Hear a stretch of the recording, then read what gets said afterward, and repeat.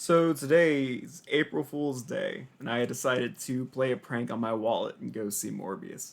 Hey everybody!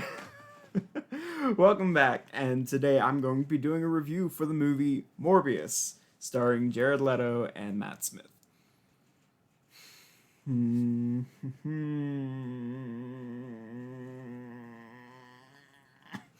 Okay, so where do I start? I think I'm gonna start by saying, um, this is not a good movie in the slightest. Like, this is a really, really bad movie. And I'm going to go out on a limb and say that it's Sony's involvement that made this bad.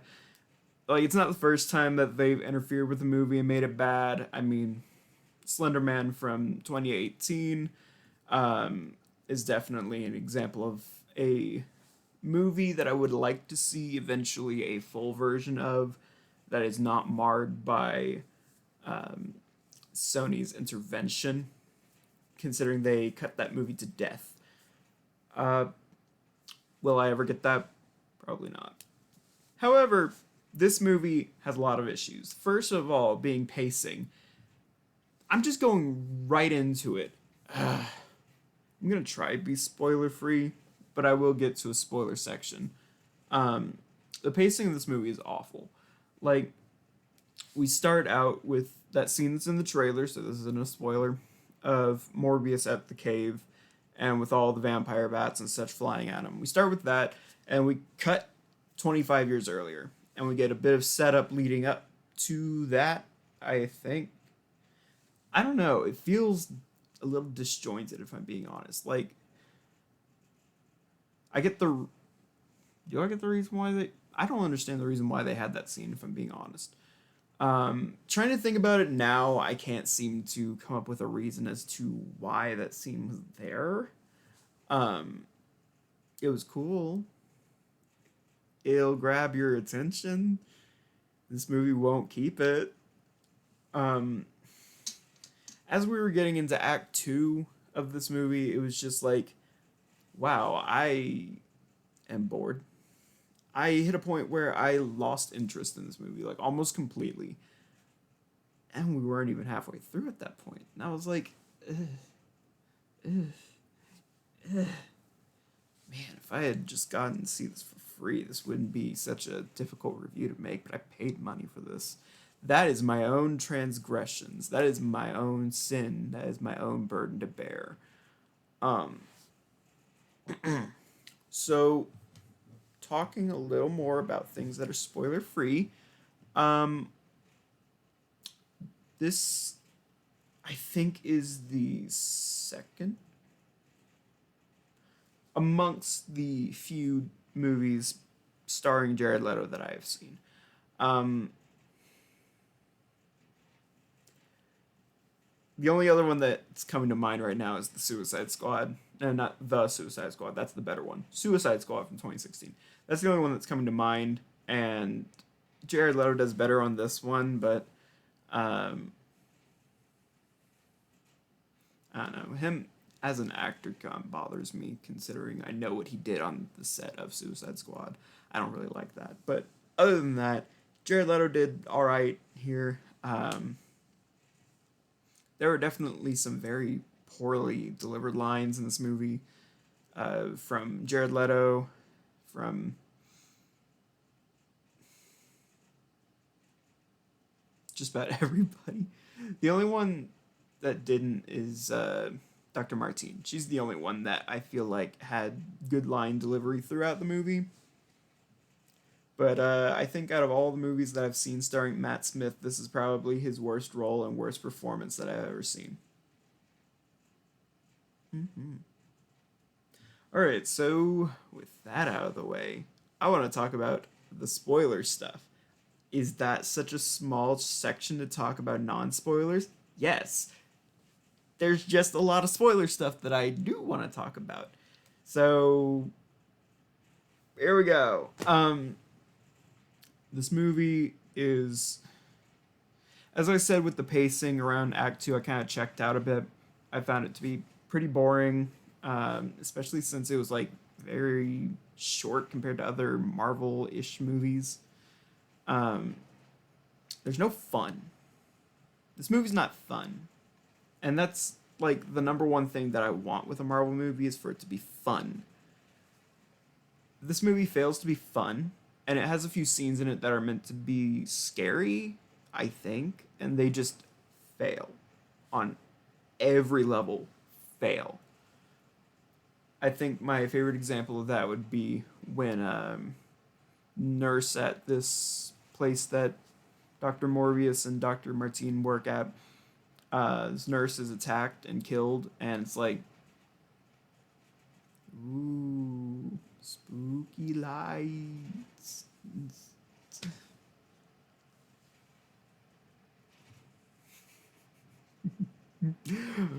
My burden to bear. Oh, hey, by the way, we're not wearing that splint anymore. It's getting better finally. I know I'm like deathly pale.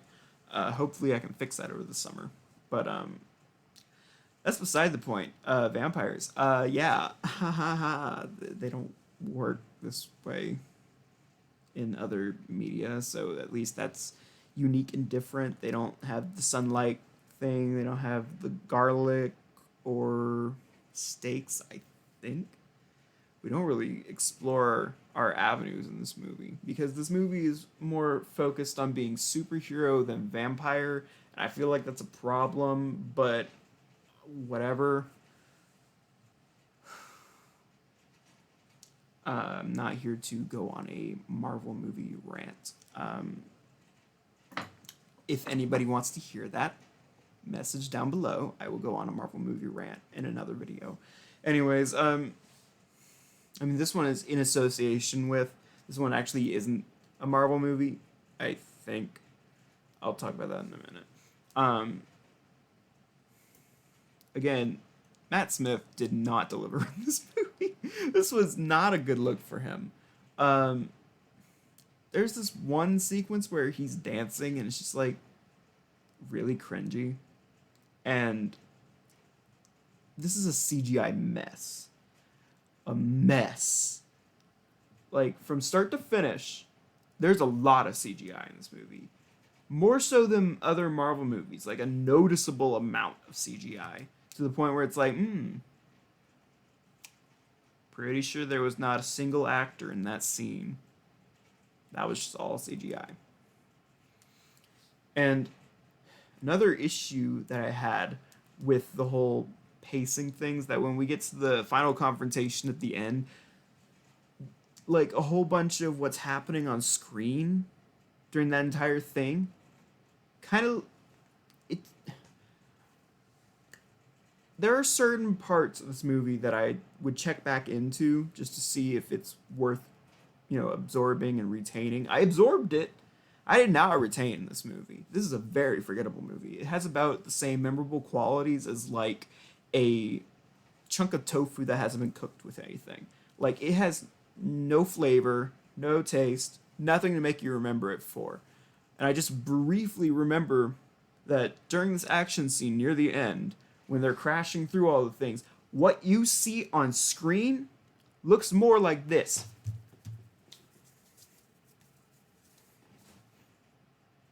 It was pathetic. Genuinely and truly pathetic. Things happened because the plot demanded that they happen.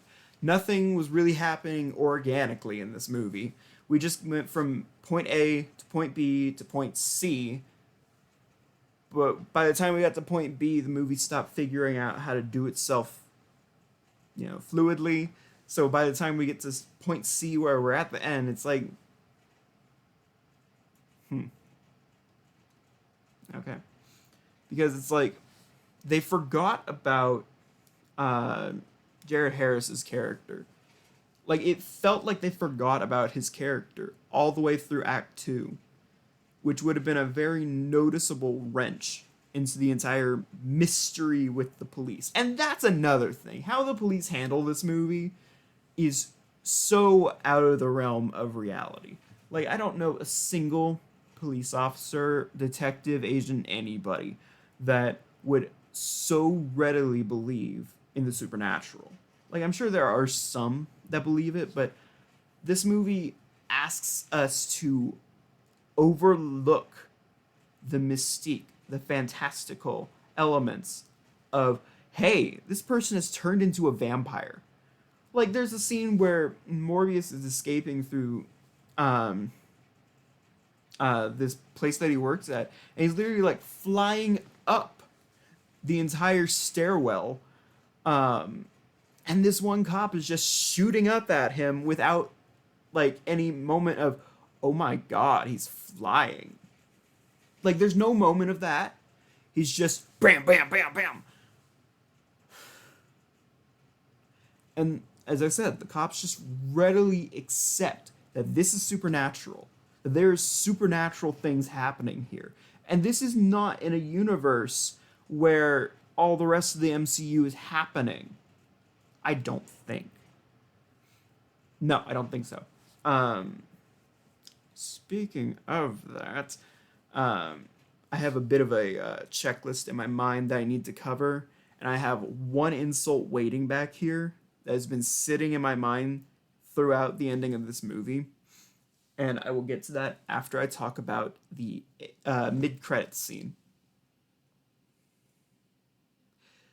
Did you know that the multiverse is happening? This franchise won't let you forget.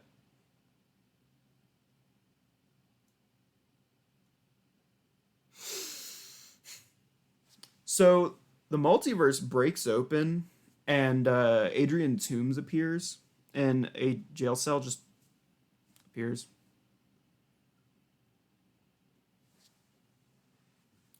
I don't know. I don't know. I'm panicking. Go away. Yeah, this movie was a mess from start to finish. My friend was right, by the way. Shout out to you. That was definitely added in after this movie was done because it doesn't fit. It doesn't fit this movie at all. Really, this just exists as an additional thing to show off for the potential with Doctor Strange and the Multiverse of Madness kind of thing, which, before I go into the insult that I've been saving up, I want to talk briefly, very briefly, about the fact that this movie had so many red flags going for it prior to it even being released. And that is the fact that we got two posters, one being Sonic Unleashed, and the other one being garbage. Like, the most MCU poster I've ever seen that shows off every aspect of this movie in the worst way possible. I will probably have included a graphic of both, and probably also Sonic Unleashed. Uh, yeah, ick, gross.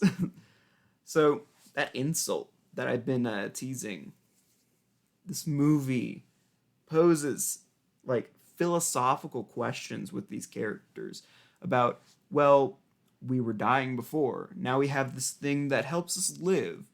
And it's like, what lengths will you go in order to stay alive with this stuff? However, it doesn't do anything interesting with that. It's just, I've been suffering my whole life. I think I should kill people to survive.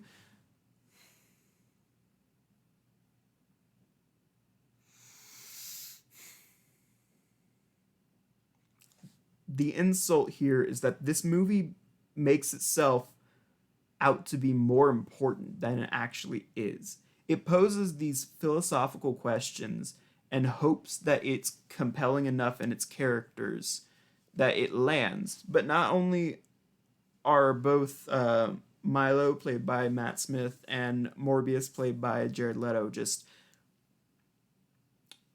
wonder white bread in terms of interesting, but they're not like driving the movie with good lines to make me care for either of them.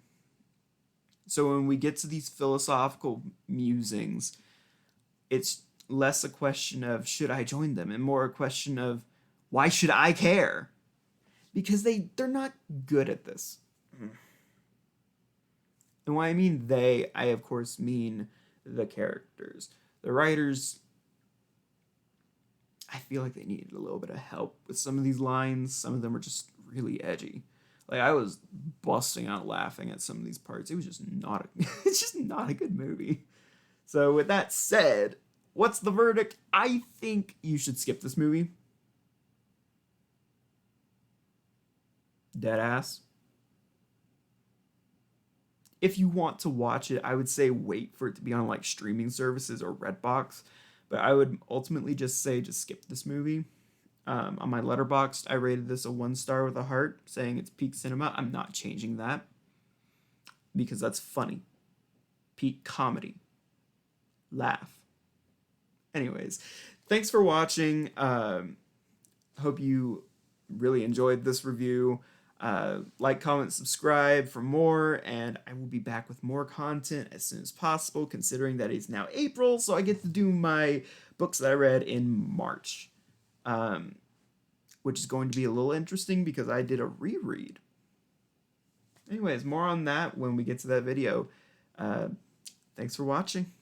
Have a great one.